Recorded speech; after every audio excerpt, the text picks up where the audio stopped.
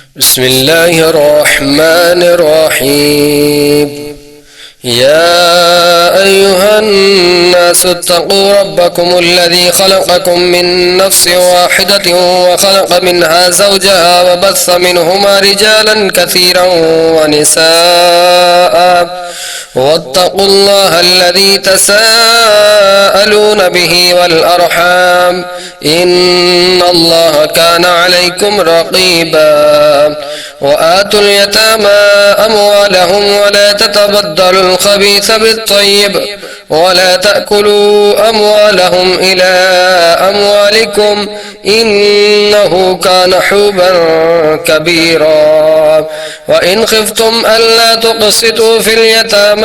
فانكحوا ما طاب لكم من النساء مثنى وثلاث ورباع، فإن خفتم ألا تعدلوا فواحدة أو ما ملكت أيمانكم ذلك أدنى ألا تعولوا. وآتوا النساء صدقاتهن نحلة فإن طبن لكم عن شيء منه نفسا فكلوه هنيئا مريئا. ولا تؤتوا السفهاء أموالكم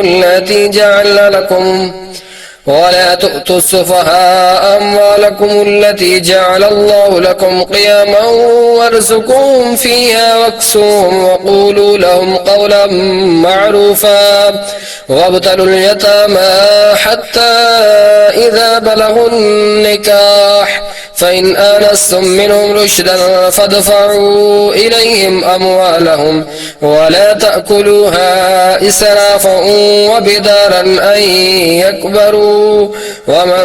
كان غنيا فليستعفف ومن كان فقيرا فليأكل بالمعروف. فإذا دفعتم إليهم أموالهم فأشهدوا عليهم وكفى بالله حسيبا. للرجال نصيب مما ترك الوالدان والأقربون وللنساء نصيب مما ترك الوالدان والأقربون مما قل منه أو كثر نصيبا مفروضا. وإذا حضر القسمة أولو القربى واليتامى والمساكين فارزقوهم منه وقولوا لهم قولا معروفا. وليخشى الذين لو تركوا من خلفهم ذرية ضعافا خافوا عليهم فليتقوا الله وليقولوا قولا سديدا. إن الذين يأكلون أموال اليتامى ظلما إنما يأكلهم في بطونهم نارا وسيصلون سعيرا. يوصيكم الله في أولادكم للذكر مثل حظ الأنثيين فإن كن نساء فوق اثنتين فلهن ثلث ما ترك وإن كانت واحدة فلها النصف ولأبويه لكل واحد منهما السدس مما ترك إن كان له ولد فإن لم يكن له ولد وورثه أبواه فلأمه الثلث فإن كان له إخوة فلأمه السدس من بعد وصية يوصي بها أو دين. آباؤكم وأبناؤكم لا تدرون أيهم أقرب لكم نفعا فريضة من الله إن الله كان عليما حكيما. ولكم نصف ما ترك أزواجكم إن لم يكن لهن ولد فإن كان لهن ولد فلكم الربع مما تركن من بعد وصية يوصين بها أو دين. ولهن الربع مما تركتم إن لم يكن لكم ولد فإن كان لكم ولد فلهن الثمن مما تركتم من بعد وصية توصون بها أو دين. وإن كان رجل يورث كلالة أو امرأة وله أخ أو أخت فلكل واحد منهما السدس فإن كانوا أكثر من ذلك فهم شركاء في الثلث من بعد وصية يوصى بها أو دين غير مضار وصية من الله والله عليم حكيم. والله عليم حليم. تلك حدود الله ومن يطع الله ورسوله يدخله جنات تجري من تحتها الأنهار خالدين فيها وذلك الفوز العظيم. ومن يعص الله ورسوله ويتعد حدوده يدخله نارا خالدا فيها وله عذاب مهين. واللاتي يأتين الفاحشة من نسائكم فاستشهدوا عليهن 4 منكم فإن شهدوا فامسكوهن في البيوت حتى يتوفاهن الموت أو يجعل الله لهن سبيلا. واللذان يأتيانها منكم فآذوهما فإن تابا وأصلحا فأعرضوا عنهما إن الله كان توابا رحيما. إنما التوبة على الله للذين يعملون السوء بجهالة ثم يتوبون من قريب فأولئك يتوب الله عليهم وكان الله عليما حكيما. وليست التوبة للذين يعملون السيئات حتى إذا حضر أحدهم الموت قال إني تبت الآن ولا الذين يموتون وهم كفار أولئك أعتدنا لهم عذابا أليما. يا أيها الذين آمنوا لا يحل لكم أن ترثوا النساء كرها ولا تعذلوهن لتذهبوا ببعض ما آتيتموهن إلا أن يأتينا بفاحشة مبينة وعاشروهن بالمعروف فإن كرهتموهن فعسى أن تكرهوا شيئا ويجعل الله فيه خيرا كثيرا. وإن أردتم استبدال زوج مكان زوج وآتيتم إحداهن قنطارا فلا تأخذوه منه شيئا أتأخذونه بهتانا وإثما مبينا. وكيف تأخذونه وقد أفضى بعضكم إلى بعض وأخذنا منكم ميثاقا غليظا. ولا تنكحوا ما نكح آباؤكم من النساء إلا ما قد سلف إنه كان فاحشة ومقتا وساء سبيلا. حرمت عليكم أمهاتكم وبناتكم وأخواتكم وعماتكم وخالاتكم وبنات الأخ وبنات الأخت وأمهاتكم اللاتي أرضعنكم وأخواتكم من الرضاعة وأمهات نسائكم وربائبكم اللاتي في حجوركم من نسائكم اللاتي دخلتم بهن فإن لم تكونوا دخلتم بهن فلا جناح عليكم وحلائل أبنائكم الذين من أصلابكم وأن تجمعوا بين الأختين إلا ما قد سلف إن الله كان غفورا رحيما. والمحسنات من النساء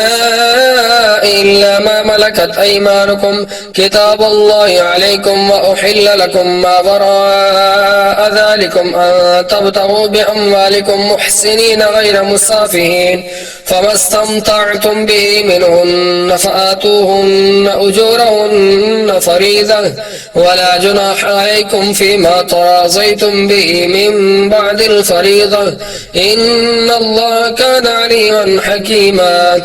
ومن لم يستطع منكم طولا أن ينكح المحصنات المؤمنات فمما ملكت أيمانكم من فتياتكم المؤمنات والله أعلم بإيمانكم بعضكم من بعض فانكحوهن بإذن أهلهن وآتوهن أجورهن بالمعروف محصنات غير مصافحات ولا متخذات أخدان فإذا أحسن فإن أتينا بفاحشة فعليهن نصف ما على المحصنات من العذاب ذلك لمن خشي العنت منكم وأن تصبروا خير لكم والله غفور رحيم يريد الله ليبين لكم ويهديكم سنن الذين من قبلكم ويتوب عليكم والله عليم حكيم والله يريد أن يتوب عليكم ويريد الذين يتبعون الشهوات أن تميلوا ميلا عظيما يريد الله أن يخفف عنكم وخلق الإنسان ضعيفا يا أيها الذين آمنوا لا تأكلوا أموالكم بينكم بالباطل إلا أن تكون تجارة عن تراض منكم ولا تقتلوا أنفسكم إن الله كان بكم رحيما ومن يفعل ذلك عدوانا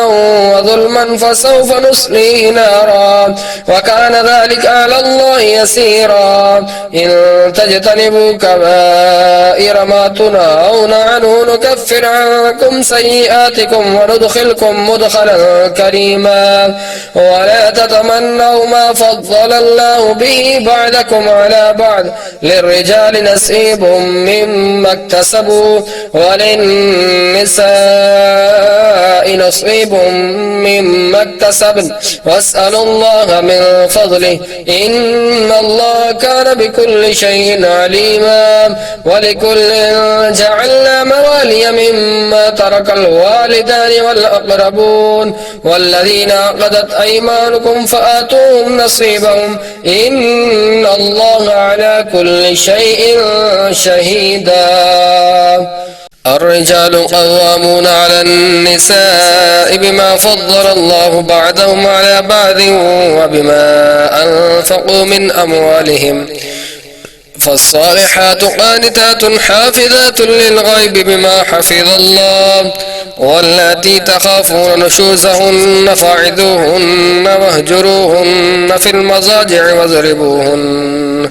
فإن أطعناكم فلا تبغوا عليهن سبيلا إن الله كان عليا كبيرا وإن خفتم شقاق بينهما فبعثوا حكما من أهله وحكما من أهلها إن يريدا إصلاحا يوفق الله بينهما إن الله كان عليما خبيرا واعبدوا الله ولا تشركوا به شيئا وبالوالدين إحسانا وبذي القربى واليتامى والمساكين والجار ذي القربى والجار الجنب والصاحب بالجنب وابن السبيل وما ملكت أيمانكم إن الله لا يحب من كان مختالا فخورا الذين يبخلون ويأمرون الناس بالبخل ويكتمون ما آتاهم الله من فضله وأعتدنا للكافرين عذابا مهينا والذين ينفقون أموالهم رئاء الناس ولا يؤمنون بالله ولا باليوم الآخر ومن يكن الشيطان له قرينا فساء قرينا وماذا عليهم لو آمنوا بالله واليوم الآخر وأنفقوا مما رزقهم الله وكان الله بهم عليما إن الله لا يظلم مثقال ذرة وإن تك حسنة يضاعفها ويؤت من لدنه أجرا عظيما فكيف إذا جئنا من كل أمة بشهيد وجئنا بك على هؤلاء شهيدا يومئذ يود الذين كفروا وعصوا الرسول لو تسوى بهم الأرض ولا يكتمون الله حديثا. يا أيها الذين آمنوا لا تقربوا الصلاة وأنتم سكارى حتى تعلموا ما تقولون ولا جرما إلا عابري سبيل حتى تغتسلوا وإن كنتم مرضى أو على سفر أو جاء أحد منكم من الغائط أو لامستم النساء فلم تجدوا ماء فتيمموا صعيدا طيبا فامسحوا بوجوهكم وأيديكم إن الله كان عفوا غفورا. ألم تر إلى الذين أوتوا نصيبا من الكتاب يشترون الضلالة ويريدون أن تضلوا السبيل والله أعلم بأعدائكم وكفى بالله وليا وكفى بالله نصيرا. من الذين هادوا يحرفون الكلم عن مواضعه ويقولون سمعنا وعصينا واسمع غير مسمع وراعنا ليا بألسنة وطعنا في الدين ولو أنهم قالوا سمعنا وأطعنا واسمع وانظرنا لكان خيرا لهم وأقوم ولكن لعنهم الله بكفرهم فلا يؤمنون إلا قليلا.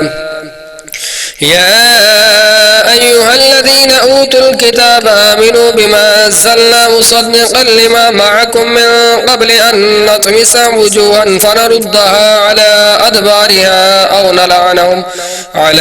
أدبارها أو نلعنهم كما لعنا أصحاب السبت وكان أمر الله مفعولا. إن الله لا يغفر أن يشرك به ويغفر ما دون ذلك لمن يشاء ومن يشرك بالله فقد افترى إثما عظيما. ألم تر إلى الذين يزكون أنفسهم بل الله يزكي من يشاء ولا يظلمون فتيلا. انظر كيف يفترون على الله الكذب وكفى به إثما مبينا. ألم تر إلى الذين أوتوا نصيبا من الكتاب يؤمنون بالجبت والطاغوت ويقولون للذين كفروا هؤلاء أهدى من الذين آمنوا سبيلا. أولئك الذين لعنهم الله ومن يلعن الله فلن تجد له نصيرا. أم لهم نصيب من الملك فإذا لا يؤتون الناس نقيرا أم يحسدون الناس على ما آتاهم الله من فضله فقد آتينا آل إبراهيم الكتاب والحكمة وآتيناهم ملكا عظيما. فمنهم من آمن به ومنهم من صد عنه وكفى بجهنم سعيرا. إن الذين كفروا بآياتنا سوف نصليهم نارا كلما نضجت جلود بدلناهم جلودا غيرها ليذوقوا العذاب إن الله كان عزيزا حكيما. والذين آمنوا وعملوا الصالحات سندخلهم جنات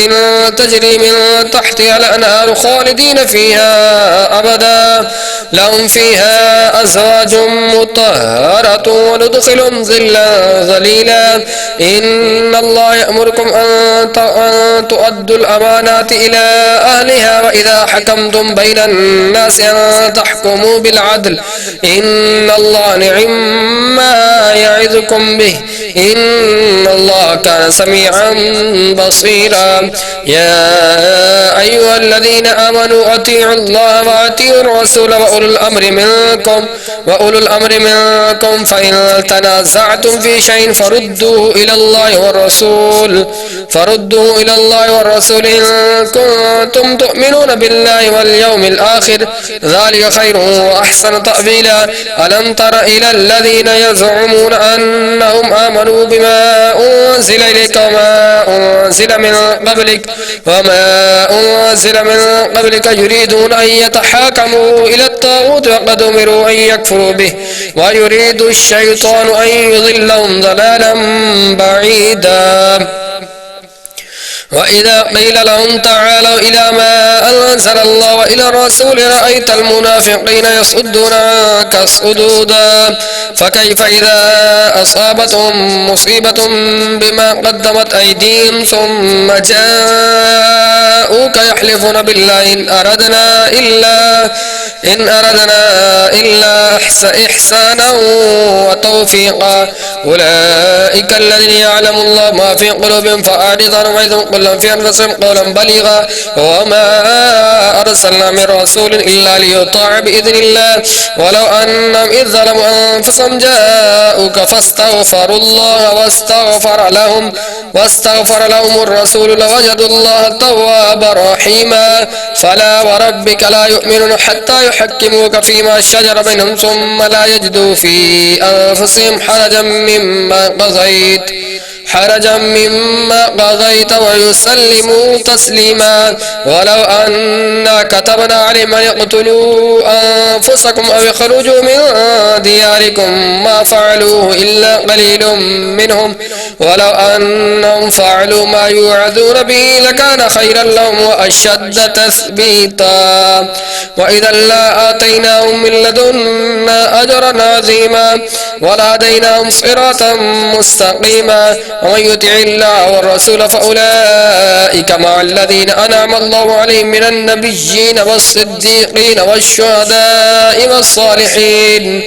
وحسن أولئك رفيقا ذلك الفضل من الله وكفى بالله عليما يا أيها الذين آمنوا خذوا حذركم فانفروا ثبات أو انفروا جميعا وإن منكم لمن لا يبطئن فإن أصابتكم مصيبة قال قد أنعم الله علي إذ لم أكن معهم شهيدا ولئن أصابكم فضل من الله ليقولن كأن لم تكن بينكم وبينه مودة يا ليتني كنت معهم فأفوز فوزا عظيما فليقاتل في سبيل الله الذين يشرون الحياة الدنيا بالآخرة ومن يقاتل في سبيل الله فيقتل أو يغلب فسوف نؤتيه أجرا عظيما وما لكم لا تقاتلون في سبيل الله والمستضعفين من الرجال والنساء والولدان الذين يقولون ربنا أخرجنا من هذه القرية الظالم أهلها واجعل لنا من لدنك وليا واجعل لنا من لدنك نصيرا الذين آمنوا يقاتلون في سبيل الله والذين كفروا يقاتلون في سبيل الطاغوت فقاتلوا أولياء الشيطان إن كيد الشيطان كان ضعيفا ألم تر إلى الذين قيل لهم كفوا أيديكم وأقيموا الصلاة وآتوا الزكاة فلما كتب عليهم القتال إذا فريق منهم يخشون الناس كخشية الله أو أشد خشية وقالوا ربنا لم كتبت علينا القتال لولا أخرتنا إلى أجل قريب قل متاع الدنيا قليل والآخرة خير لمن اتقى ولا تظلمون فتيلا أينما تكونوا يدرككم الموت ولو كنتم في بروج مشيدة وإن تصبهم حسنة يقول هذه من عند الله وإن تصبهم سيئة يقولوا هذه من عندك قل كل من عند الله فما لهؤلاء القوم لا يكادون يفقهون حديثا ما أصابك من حسنة فمن الله وما أصابك من سيئة فمن نفسك وأرسلناك للناس رسولا وكفى بالله شهيدا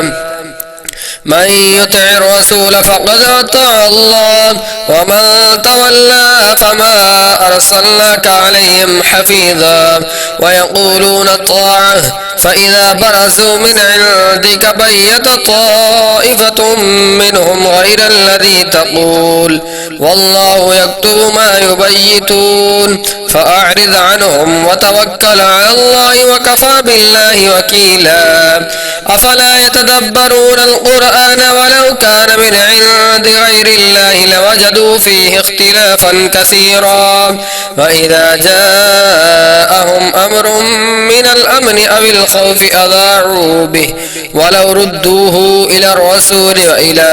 أولي الأمر منهم لعلمه الذين يستنبطونه منهم ولولا فضل الله عليكم ورحمته لاتبعتهم الشيطان إلا قليلا فقاتل في سبيل الله لا تكلف إلا نفسك وحرز المؤمنين عسى الله أن يكف بأس الذين كفروا والله أشد بأسا وأشد تنكيلا من يشفع شفاعة حسنة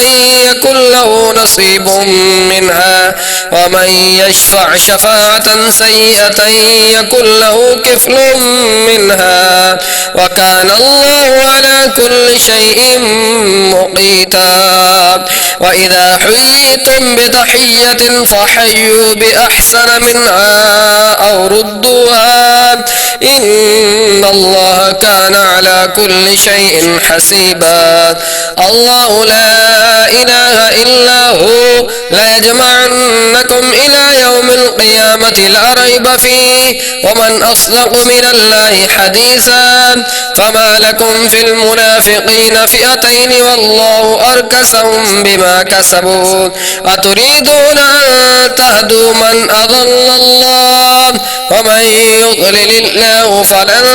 تجد له سبيلا ودوا لو تكفرون كما كفروا فتكونون سواء فلا تتخذوا منهم أولياء حتى يهاجروا في سبيل الله فإن تولوا فخذوهم واقتلوهم حيث وجدتموهم ولا تتخذوا منهم وليا ولا نصيرا إلا الذين يصلون إلى قوم بينكم وبينهم ميثاق أو جاءوكم حصرت صدورهم أن يقاتلوكم أو يقاتلوا قومهم ولو شاء الله لسلطهم عليكم فلقاتلوكم فإن اعتزلوكم فلم يقاتلوكم وألقوا إليكم السلم فما جعل الله لكم عليهم سبيلا ستجدون آخرين يريدون أن يأمنوكم ويأمنوا قومهم كلما ردوا إلى الفتنة أركسوا فيها فإن لم يعتزلوكم ويلقوا إليكم السلم ويكفوا أيديهم فخذوهم واقتلوهم حيث وجدتموهم واقتلوهم حيث ثقفتموهم وأولئكم جعلنا لكم عليهم سلطانا مبينا وما كان لمؤمن أن يقتل مؤمنا إلا خطأ ومن قتل مؤمنا خطأ فتحرير رقبة مؤمنة ودية مسلمة إلى أهله إلا أن يصدقوا فإن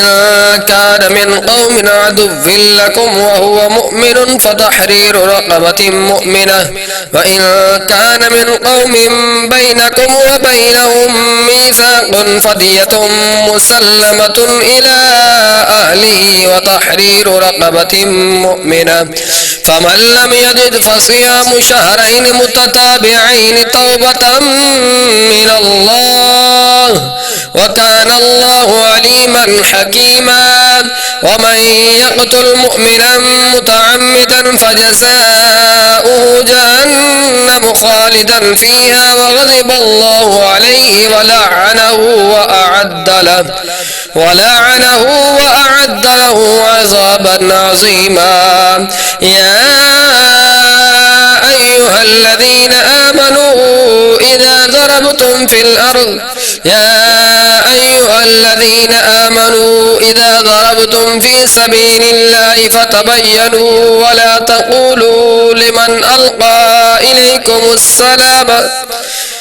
ولا تقولوا لمن ألقى إليكم السلام لست مؤمنا تبتغون عرض الحياة الدنيا فعند الله مغانم كثيرة كذلك كنتم من قبل فمن الله عليكم فتبينوا إن الله كان بما تعملون خبيرا لا يستوي القاعدون من المؤمنين غير أولي الضرر والمجاهدون في سبيل الله بأموالهم وأنفسهم فضل الله المجاهدين بأموالهم وأنفسهم على القاعدين درجة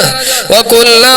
وعد الله الحسنى وفضل الله المجاهدين على القاعدين أجرا عظيما درجات منه مغفرة ورحمة وكان الله غفورا رحيما إن الذين توفاهم الملائكة ظالمي أنفسهم قالوا فيما كنتم قالوا كنا مستضعفين في الأرض قالوا ألم تكن أرض الله واسعة فتهاجروا فيها فأولئك مأواهم جهنم وساءت مصيرا إلا المستضعفين من الرجال والنساء والولدان لا يستطيعون حيلة ولا يهتدون سبيلا فأولئك عسى الله أن يعفو عنهم وكان الله عفوا غفورا ومن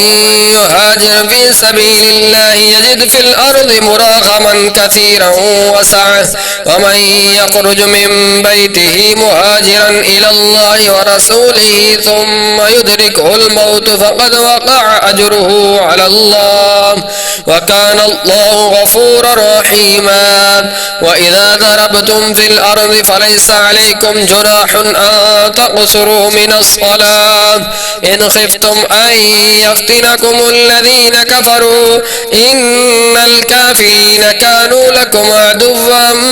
مبينا وإذا كنت فيهم فأقمت لهم الصلاة فلتقم طائفة منهم معك وليأخذوا أسلحتهم فإذا سجدوا فليكونوا من ورائكم ولتأت طائفة أخرى لم يصلوا فليصلوا معك وليأخذوا حذرهم وأسلحتهم ود الذين كفروا لو تغفلون عن أسلحتكم وأمتعتكم فيميلون عليكم ميلة واحدة ولا جناح عليكم إن كان بكم أذى من مطر أو كنتم مرضى أن تضعوا أسلحتكم واحذروا حذركم فخذوا حذركم إن الله أعد للكافرين عذابا مهينا فإذا قضيتم الصلاة فاذكروا الله قياما وقعودا وعلى جنوبكم فإذا اطمأننتم فأقيموا الصلاة إن الصلاة كانت على المؤمنين كتابا موقوتا ولا تهنوا في ابتغاء القوم إن تكونوا تألمون فإنهم يألمون يألمون كما تألمون وترجون من الله ما لا يرجون وكان الله عليما حكيما أنزلنا إليك الكتاب بالحق لتحكم بين الناس بما أراك الله ولا تكن للخائنين خصيما واستغفر الله إن الله كان غفورا رحيما ولا تجادل عن الذين يختانون أنفسهم إن الله لا يحب من كان خوانا أثيما يستخفون من الناس ولا يستخفون من الله وهو معهم إذ يبيتون ما لا يرضى من القول وكان الله بما يعملون محيطا ها أنتم هؤلاء جادلتم عنهم في الحياة الدنيا فمن يجادل الله عنهم يوم القيامة أم من يكون عليهم وكيلا ومن يعمل سوءا أو يظلم نفسه ثم يستغفر الله يجد الله غفورا رحيما ومن يكسب إثما فإنما يكسبه على نفسه وكان الله عليما حكيما ومن يكسب خطيئة أو إثما ثم يرم به بريئا فقد احتمل بهتانا وإثما مبينا ولولا فضل الله عليك ورحمته لهمت طائفة منهم أن يضلوك وما يضلون إلا أنفسهم وما يضرونك من شيء وأنزل الله عليك الكتاب والحكمة وعلمك ما لم تكن تعلم وكان فضل الله عليك عظيما لا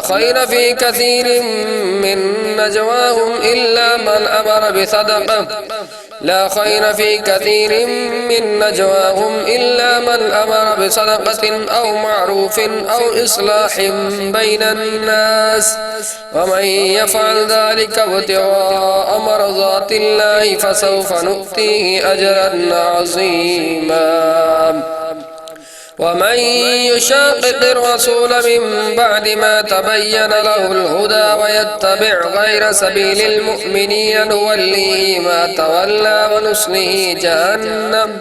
وساءت مصيرا إن الله لا يغفر أن يشرك به ويغفر ما دون ذلك لمن يشاء ومن يشرك بالله فقد ضل ضلالا بعيدا إن يدعون من دونه إلا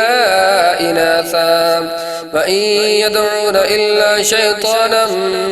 مريدا لعنه الله وقال لأتخذن من عبادك نصيبا مفروضا ولأذلنهم ولأمنينهم ولآمرنهم فليبتكن آذان الأنعام ولآمرنهم فليغيرن خلق الله فمن يتخذ الشيطان وليا من دون الله فقد خسر خسرانا مبينا يعدهم ويمنيهم وما يعدهم الشيطان إلا غرورا أولئك مأواهم جهنم ولا يجدون عنها محيصا والذين آمنوا وعملوا الصالحات سندخلهم جنات تجري من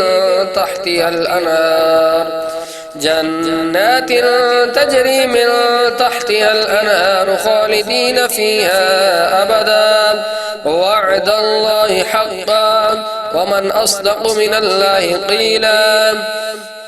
ليس بأمانيكم ولا أماني أهل الكتاب من يعمل سوءا يجزى به ولا يجد له من دون الله وليا ولا نصيرا ومن يعمل من الصالحات من ذكر أو أنثى وهو مؤمن فأولئك يدخلون الجنة ولا يظلمون نقيرا ومن أحسن دينا ممن أسلم وجهه لله وهو محسن واتبع ملة إبراهيم حنيفا واتخذ الله إبراهيم خليلا ولله ما في السماوات وما في الأرض وكان الله بكل شيء محيطا ويستفتونك في النساء قل الله يفتيكم فيهن وما يتلى عليكم في الكتاب في يتامى النساء اللاتي لا تؤتونهن ما كتب لهن وترغبون أن تنكحوهن والمستضعفين من البلدان وأن تقوموا لليتامى بالقسط وما تفعلوا من خير فإن الله كان به عليما. وإن امرأة خافت من بعلها نشوزا أو إعراضا فلا جناح عليهما أن يصلح بينهما صلحا والصلح خير وأحضرت الأنفس الشح وإن تحسنوا وتتقوا فإن الله كان بما تعملون خبيرا. ولن تستطيعوا أن تعدلوا بين النساء ولو حرصتم فلا تميلوا كل الميل فتذروها كالمعلقة وإن تصلحوا وتتقوا فإن الله كان غفورا رحيما. وإن يتفرقا يغني الله كلا من سعته وكان الله واسعا حكيما. ولله ما في السماوات وما في الأرض ولقد وصينا الذين أوتوا الكتاب من قبلكم وإياكم أن اتقوا الله وإن تكفروا فإن لله ما في السماوات وما في الأرض وكان الله غنيا حميدا. ولله ما في السماوات وما في الأرض وكفى بالله وكيلا. إن يشأ يذهبكم أيها الناس ويأتي بآخرين وكان الله على كل شيء شهيدا. من كان يريد ثواب الدنيا فعند الله ثواب الدنيا والآخرة وكان الله سميعا بصيرا. يا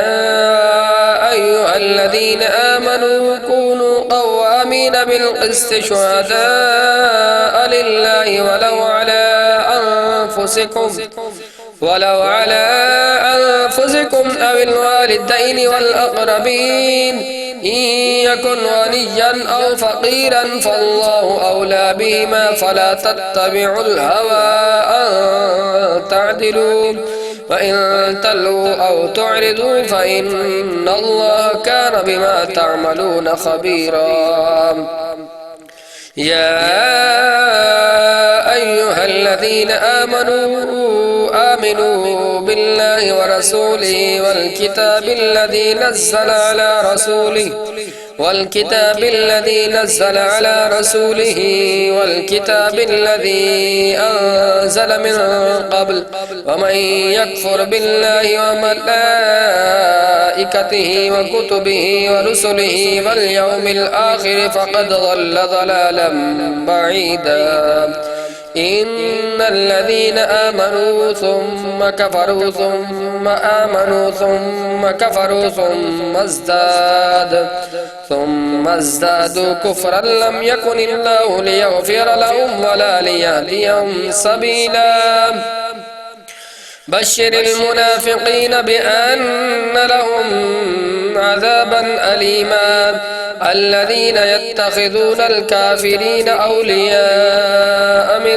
دون المؤمنين أيبتغون عندهم العزة فإن العزة لله جميعا. وقد نزل عليكم في الكتاب أن إذا سمعتم آيات الله يكفر بها ويستهزأ بها فلا تقعدوا معهم حتى يخوضوا في حديث غيره إنكم إذا مثلهم إن الله جامع المنافقين والكافرين في جهنم جميعا. الذين يتربصون بكم فإن كان لكم فتح من الله قالوا ألم نكن معكم وإن كان للكافرين نصيب قالوا ألم نستحوذ عليكم ونمنعكم من المؤمنين فالله يحكم بينكم يوم القيامة ولن يجعل الله للكافرين على المؤمنين سبيلا إن المنافقين يخادعون الله وهو خادعهم وإذا قاموا إلى الصلاة قاموا كسالى يراءون الناس ولا يذكرون الله إلا قليلا مذبذبين بين ذلك لا إله هؤلاء ولا إله هؤلاء ومن يضلل الله فلن تجد له سبيلا يا أيها الذين آمنوا لا تتخذوا الكافرين أولياء من دون المؤمنين أتريدون أن تجعلوا لله عليكم سلطانا مبينا إن المنافقين في الدرك الأسفل من النار ولن تجد لهم نصيرا إلا الذين تابوا وأصلحوا واعتصموا بالله وأخلصوا دينهم لله فأولئك مع المؤمنين وسوف يؤتي الله المؤمنين أجرا عظيما ما يفعل الله بعذابكم إن شكرتم وآمنتم وكان الله شاكرا عليما لا يحب الله الجهر بالسوء من القول إلا من ظلم وكان الله سميعا عليما إن تبدوا خيرا أو تخفوه أو تعفوا عن سوء فإن الله كان عفوا قديرا إن الذين يكفرون بالله ورسله ويريدون أن يفرقوا بين الله ورسله ويقولون نؤمن ببعض ونكفر ببعض ويريدون أن يتخذوا بين ذلك سبيلا أولئك هم الكافرون حقا وأعتدنا للكافرين عذابا مهينا والذين آمنوا بالله ورسله ولم يفرقوا بين أحد منهم أولئك سوف يؤتيهم أجورهم وكان الله غفورا رحيما يسألك أهل الكتاب أن تنزل عليهم كتابا من السماء فقد سألوا موسى أكبر من ذلك فقالوا أرنا الله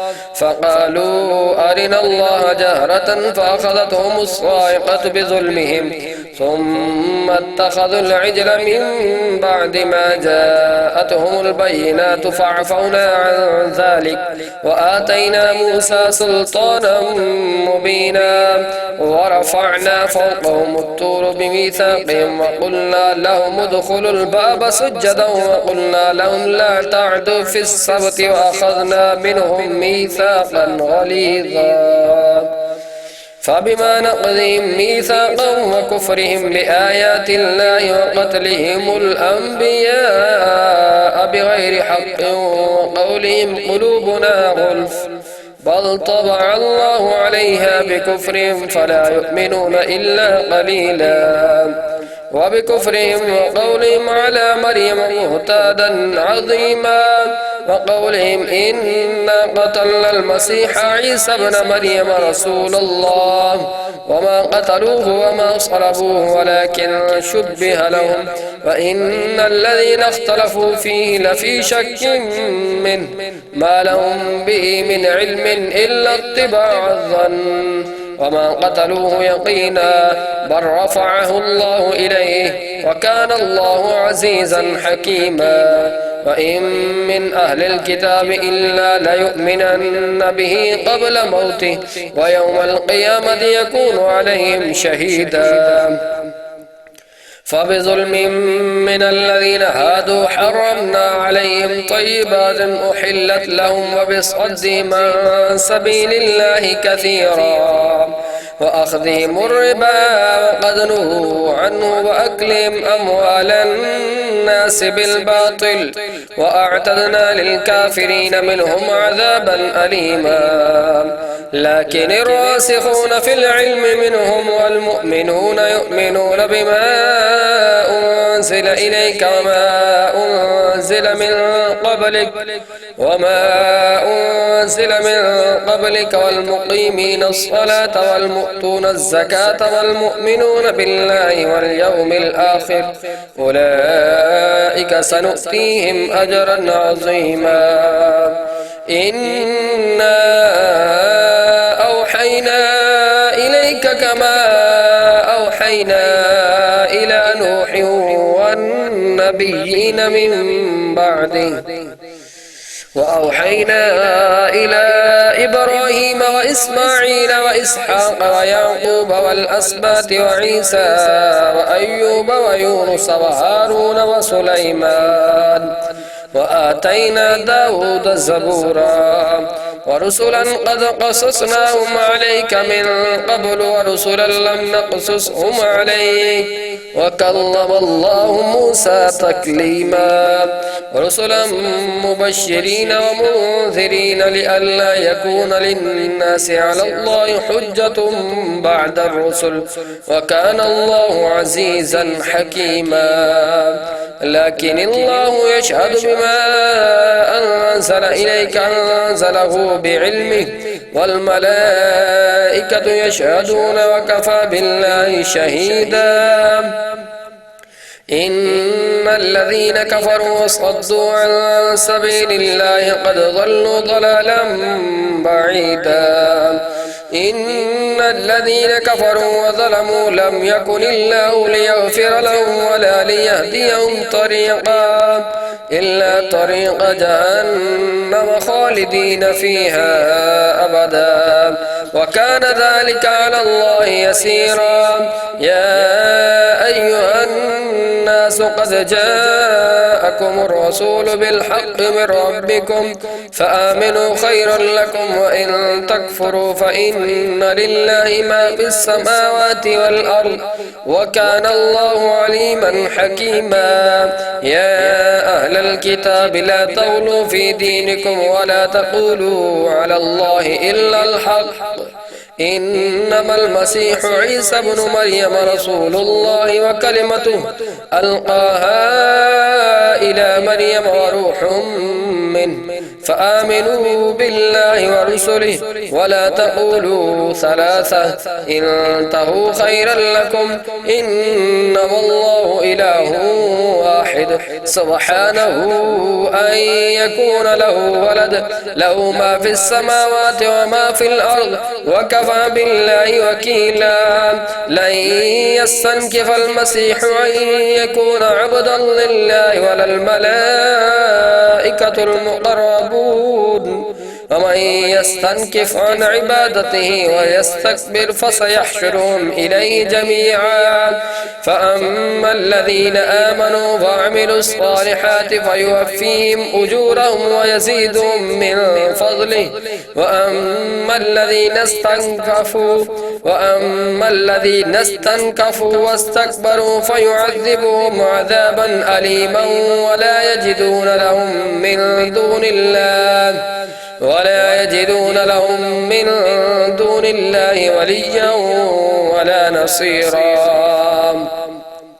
يا أيها الناس قد جاءكم برهان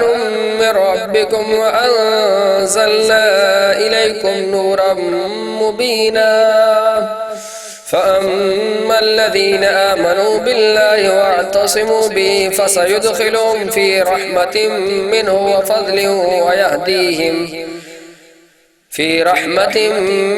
وفضل ويهديهم إليه صراطا مستقيما. يستفتونك قل الله يفتيكم في الكلالة إن امرؤ هلك ليس له ولد وله أخت فلها نصف ما ترك وهو يرثها إن لم يكن لها ولد فإن كانت اثنتين فلهم الثلثان مما ترك وإن كانوا إخوة رجالا ونساء فللذكر مثل حظ الأنثيين يبين الله لكم أن تضلوا والله بكل شيء عليم. صدق الله العظيم.